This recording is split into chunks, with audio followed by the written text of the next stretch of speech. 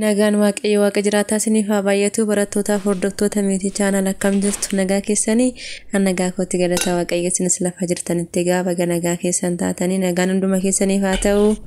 Egaa gara meetii chaanalitti warra reefu haaraa dhuftan meetii chaanal viidiyoon hojjedhu jaalattan subscribe gochuudhaan na hordofaa warra gammaatti immoo like share comment gochaa turtan hundumti keessaniyyuu eebbifamaa isiniin jechaati har'a qabadhe kanan isiniif dhiyaadhe gaafii yeroo dheeraa ture kan na gaafachaa turtanii isiniif qabadhe dhiyaadhe jechuudha. Innis egaa akkuma argaa jirtan egaa qola shunkurtii argaa jirtu jechuudha. Qola shunkurtii yookiis qola qullubbii diimaa jechuudha. Kun immoo maaliif akka faayidaa qabu yoon dagachuu baadhee yeroo darbe keessallee dubbadheen ture na fakkaata baay'ee tureera waan ta'eef yeericha jechuudha. Haa ta'u garuu kun qola isaa qofadha jechuudha.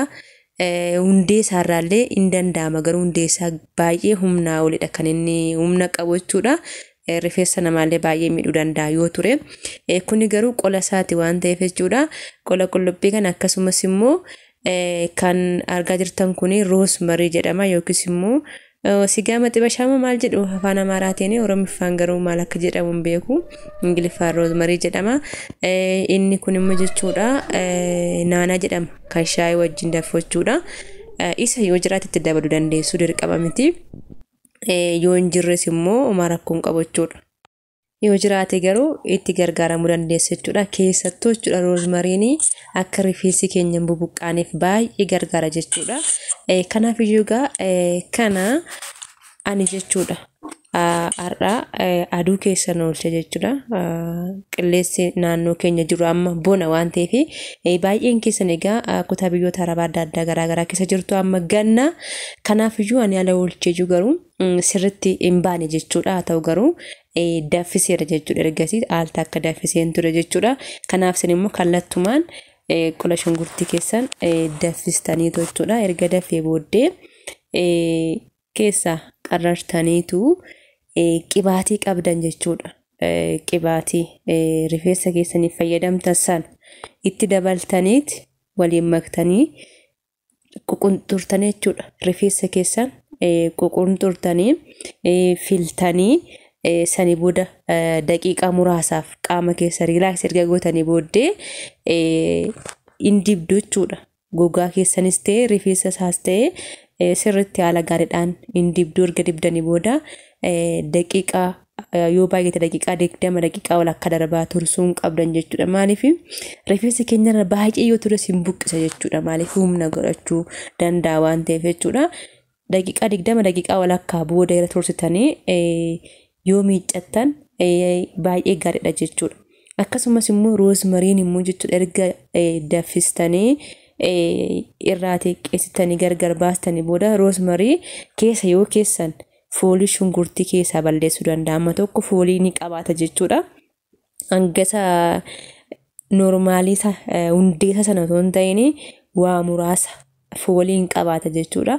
Foolii sana immoo roosmariin kun yeroo itti goonu jechuudha. Fireeshisaa amma tokko foolii isaa hin balleessa jechuudha.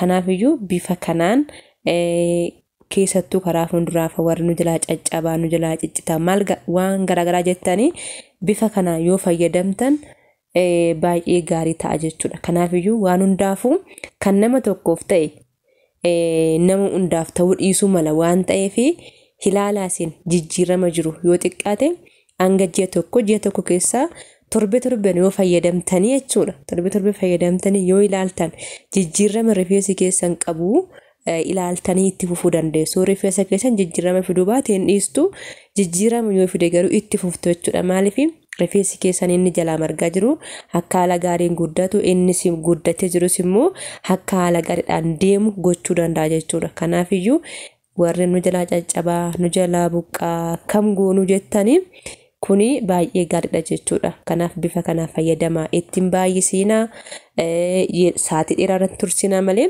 waanuma tokkollee miidhaa tokko ittiin qabu jechuudha. Dhugaanna rifeensumti namaallee jechuudha baay'ee kan inni lallaafu jechuudha. Yeroo itti godhattanii too miicattanii achii kaatanii dirqama qibaatii fayyadamuu qabdu.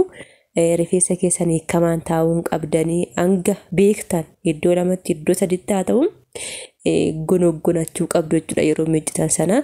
Guyyaa 2-3 booda immoo deebitanii hiiktanii filtanii ammas akka beektanitti qaqallataa ta'u fufurdaas dhaachuu qabdu jechuudha. Irra caala rifeensa kan balleessu hiikamaan taa'udha jechuudha.